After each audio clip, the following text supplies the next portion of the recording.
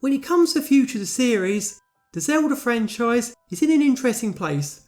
On the one hand, the two Wild Era games have done much better than Nintendo ever anticipated, with both Breath of the Wild and Tears of the Kingdom becoming the highest selling games in the franchise. On this level, it's clear that open world Zelda is what the public wants, and Nintendo have shown a clear preference in continuing down that road. At the same time though, it's clear that aspects of those games haven't exactly clicked with the fan base. The dungeons aren't exactly impressive, with samey shrines and terminal-based temples being a controversial choice at best. The world is interesting at first, but quickly grows old due to lack of variety and repeated content all over the map. And the storytelling is at best controversial, and at worst outright hated. Add this to growing disinterest in this version of Hyrule, and well, there's a clear consensus that things have to change. That the open world structure of the newer games has emerged with the best of the old formula to really bring the series to the next level. How a proper 3D open world Zelda game could evolve the formula and mix the classic games with the Wild Era games in the most interesting ways possible. Let's go! Starting with a big one. The next Zelda game needs a more varied world. Since, well, Breath of the Wild and Tears of the Kingdom feel incredibly repetitive once you stray away from the main story path. The shrines are all copy and pasted, the enemies are limited to a few types spread across the map, the items work in much the same way, and the formula generally doesn't evolve much from start to finish. Heck, even the main story is like that to a large degree. When you're into Death Mountain for the first time, you don't meet the Dongos and Helmasaurs and Torch Slugs, you're greeted with the same Bokoblins and Moblins as Zalfos you've seen a few thousand times already. When you're into a dungeon, things don't change much, it's just the same as every other dungeon in the game, and that's it. It feels like the same 30 or 60 minutes of gameplay, repeated 40 times over. It's time to fix that, with the first part being scrap the shrines, or at least feed them a bit more, since at the moment they don't even feel like part of the same game. Their environments don't match the landscape around them, the majority of the mechanics you use outside the shrines don't work inside them, and their reward system feels gamified as all hell. Instead, there's a small number of mini dungeons, sort of like an Echo's Wisdom. These will give entire heart containers, rather than spirit orbs, be themed around the areas they're placed in without a loading screen between them. They blend into the world around them and feel like an extension of that rather than a mini physics sandbox. And make sure the enemies fit into that too. At the moment, all the shrines have either guardians or constructs in them, and that's about it.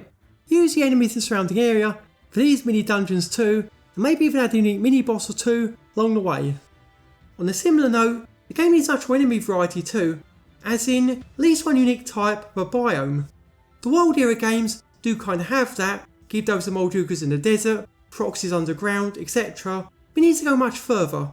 Deku Barbers and Skulltulas should appear in the forest, Levers and Erudas should appear in the desert, the Dongos should be on Death Mountain, while Warfrost should be in snow areas. And for the love of Hylia, put Darknuts, Iron Knuckles and Soldiers in Hyrule Castle or its equivalent. Nothing feels more boring than entering the last area only to find the same three foes you fought for the whole game. Similarly, vary up the bosses too.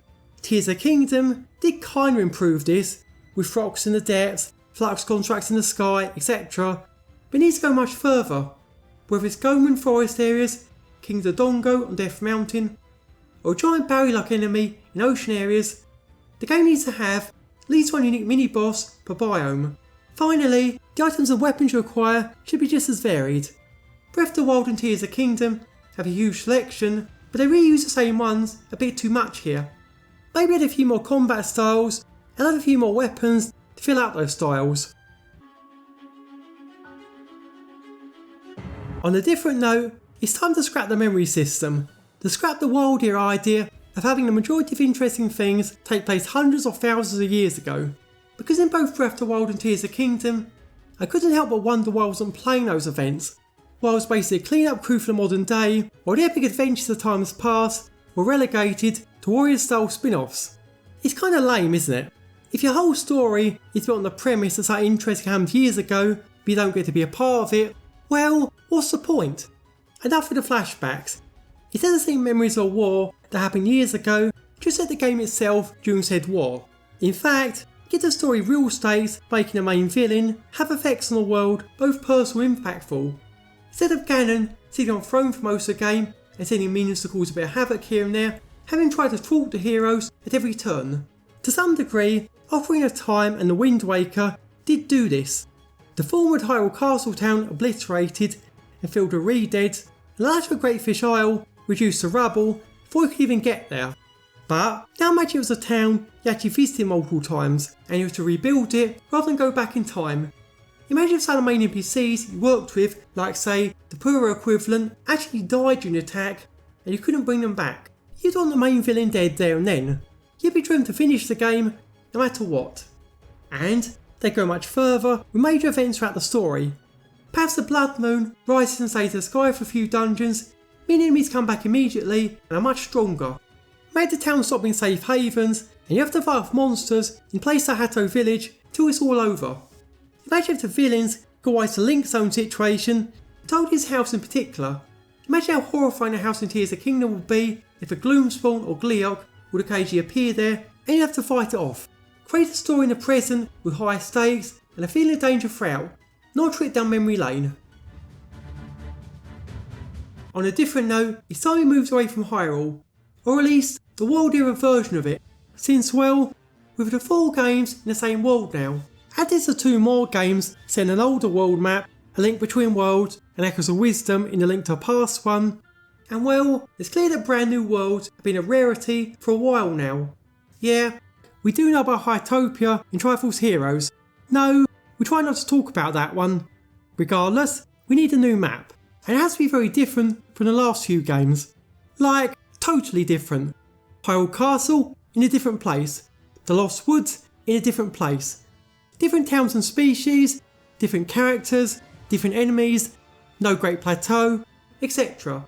Just a new world with new things to find. And there are 2 possibilities I think could work here. If it has to be Hyrule, how about Zelda 2's Hyrule or the lands around that? That's never been seen in another game, it's much bigger than the map in most games, and there's a ton of things that's been absent from the series for ages.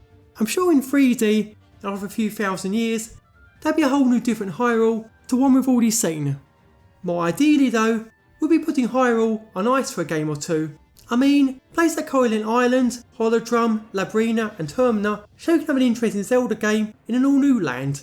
So, how about we get one for the next game too?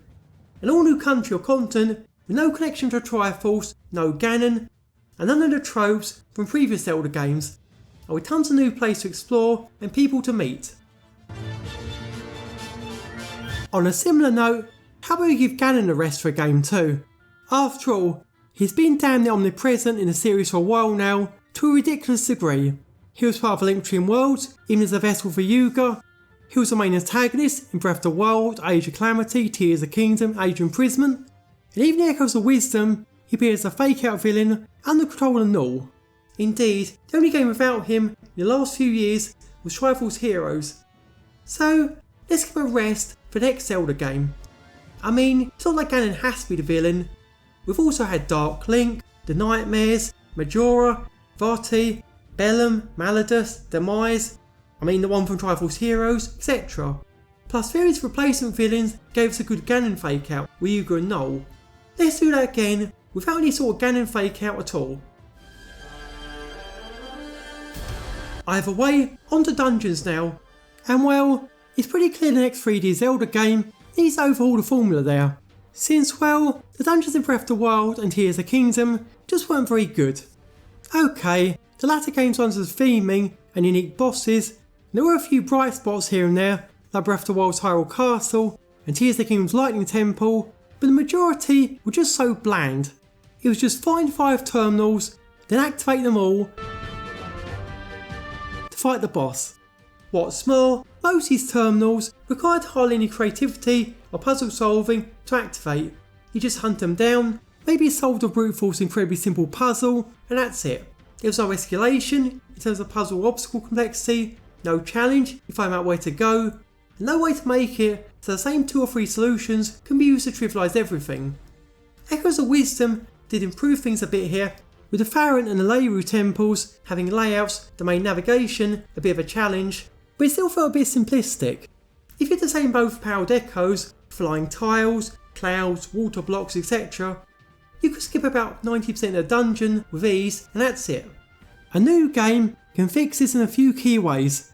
First, as much as this may be controversial, I think exploration and combat are probably going to need to take a focus here. Climbing and gliding make puzzle solving a bit too easy, but you still need to be damn good to survive an encounter with a mixed group of enemies and obstacles. And you make that even more true by giving the enemies many link zone tools too. Imagine if a Dark Knight or Lionel could swap weapons on the fly, counter or parry link zone attacks, and use the environment to make things harder. Imagine you could shoot a fire arrow at a bomb barrel or some grass to either blow Link up or torch the whole room.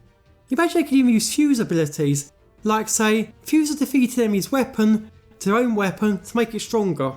That would make combat much more interesting and much more difficult. Similarly, exploration should take off Hyrule Castle from Breath of the Wild. You know, where hidden rooms and optional goodies are listed everywhere, or where going up to a roof or going to various hidden passages could do interesting things. And, for the puzzles, make use of some of the items in an open world setting. Like say, the Hookshot, since well, I think it could work well in an open world game like this one. Imagine you're climbing. You can't really do anything here, your hands are too busy hanging onto a wall. Now, imagine if the Hookshot removed that limit. By using it, you can hang with one hand, then use the other hand for other items and weapons. Then, you could use a bow or hang on a wall, or swing a sword and spear to defend yourself while climbing, or throw items like bombs and materials. Climbing goes from being slow and boring to a huge part of the gameplay loop. And there are plenty of other items and mechanics that could work this way. The glider could first be the Rock's Feather for a double jump, then the Rock's Cape for a glide, then the Paraglider for infinite gliding. Heck, in the Sheikah and Zonai tools could be revamped into items and upgrades you get in dungeons this time around. For as much flack as things like Magnesis, Ultra Hand, Fuse or Ascend get, the possibilities for a full dungeon with them are nearly endless.